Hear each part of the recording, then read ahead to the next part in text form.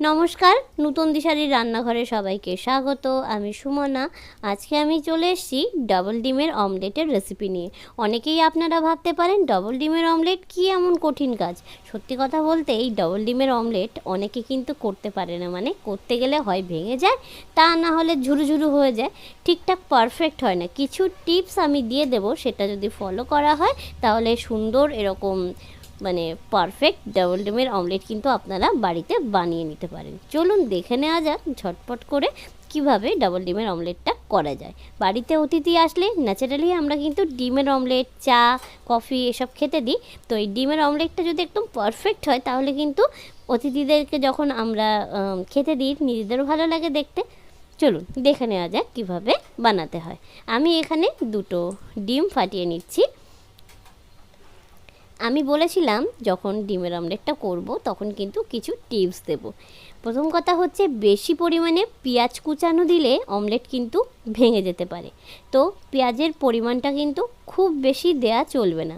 আমি এখানে একটা মিডিয়াম পেঁয়াজের অর্ধেকটা দিয়েছি, আর ছোট যদি পেঁয়াজ হয় একটা ছোট পেঁয়াজ ভালো করে কুচিয়ে নিতে হবে। আর আমি এখানে একটা লঙ্কা দিয়েছি, আপনারা চাইলে দুটো লঙ্কাও দিতে পারেন, যেমন আপনারা ঝাল খান সেই অনুযায়ী।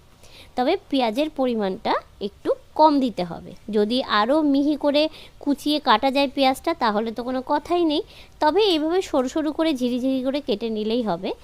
এরপরে দিয়ে দিলাম অল্প একটু লবণ দিয়ে এবার অমলেটটা কিন্তু বানাবো। তার আগে মোটামুটি রেস্টে রাখবো 1 মিনিট মতো। খুব ভালো করে কিন্তু আগে ফেটিয়ে নিতে হবে ডিম আর পেঁয়াজ লঙ্কা সব একসাথে।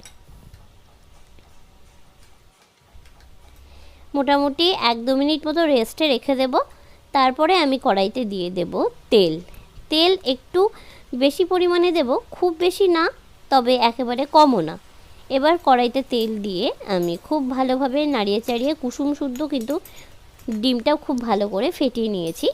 এবার কড়াইতে দিয়ে এবার আঁচটা কিন্তু একদম লো করে দিতে হবে, একদম লো করে দিতে হবে, তা না হলে তলা পুড়ে যাবে আর উপরের দিকটা কিন্তু কাঁচা থেকে যাবে। এরপরে আমি বলেছিলাম আর একটা টিপস দেবো, সেটা হচ্ছে খুব ভালো করে চারি সাইডে ডিমের অমলেটটা খুন্তি দিয়ে নাড়িয়ে নাড়িয়ে গোল আকৃতি করে এবার একটা ঢাকা দিয়ে রাখতে হবে। মোটামুটি 2 মিনিট মতো ঢাকা রাখতে হবে। যখন দেখবেন বাষ্প বাষ্প কাচের ঢাকনাতে আমার দেখা যাচ্ছে এরকম মোটামুটি 2 মিনিট মতো রেখে দিয়ে তারপরে কিন্তু ঢাকনা তুলে নিতে হবে। এরপরে দেখবেন ওপরের দিকটা না একটু সিদ্ধ সিদ্ধ মতো হয়ে গেছে, তখন অমলেটটা কিন্তু খুন্তি দিয়ে সাবধানে উল্টে দিতে হবে। তারপরে একটা চামচের সাহায্যে খুব ভালোভাবে খুন্তি আর চামচ দিয়ে অমলেটটা উল্টে নিতে হবে। দেখুন অমলেটটা কিন্তু একদম ভাঙেনি এবং পুরু হয়েছে। আর এই অমলেটটা খেতে খেতে কিন্তু ভালোই লাগে, গরম গরম চা সঙ্গে ডিমের অমলেট দারুণ লাগে। তো যাই হোক, এইভাবে কিন্তু আপনারা বাড়িতে অমলেট বানিয়ে নিতে পারেন, একদমই ভাঙবে না। অনেকে অমলেট করতে গিয়ে ভেঙে ফেলেন, তারপরে অনেকে ঠিকঠাক পারফেক্ট অমলেট করতে পারেন না, তো মন খারাপ হয়ে যায় যে কষ্ট করে অমলেট করছি ঠিকঠাক করে বানাতে পারছি না। তো এইভাবে কিন্তু অমলেটটা বানিয়ে নিলে আর এই ছোট্ট ছোট্ট টিপসগুলো কাজে লাগালে অমলেট একদম পারফেক্ট হবে। যাই হোক, আজকের রেসিপি কিন্তু এই পর্যন্ত। কেমন লাগলো কমেন্ট করে জানাতে ভুলবেন না। আর প্রত্যেকটা রান্নায় কিন্তু আমি ছোট ছোট টিপস দিই, টিপসগুলো অবশ্যই আপনারা খেয়াল করবেন, তাহলে আপনাদের রান্নার অনেক উপকারে লাগবে। যাই হোক, ভালো থাকবেন। যদি আপনি আমার চ্যানেলে নতুন বন্ধু হয়ে থাকেন তাহলে অনুরোধ জানাই চ্যানেলটাকে সাবস্ক্রাইব করে পাশে থাকা বেল আইকনটা প্রেস করে দেবেন।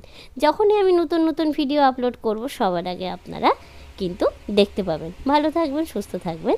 আবারও দেখা হবে নতুন একটা রেসিপি নিয়ে। নমস্কার।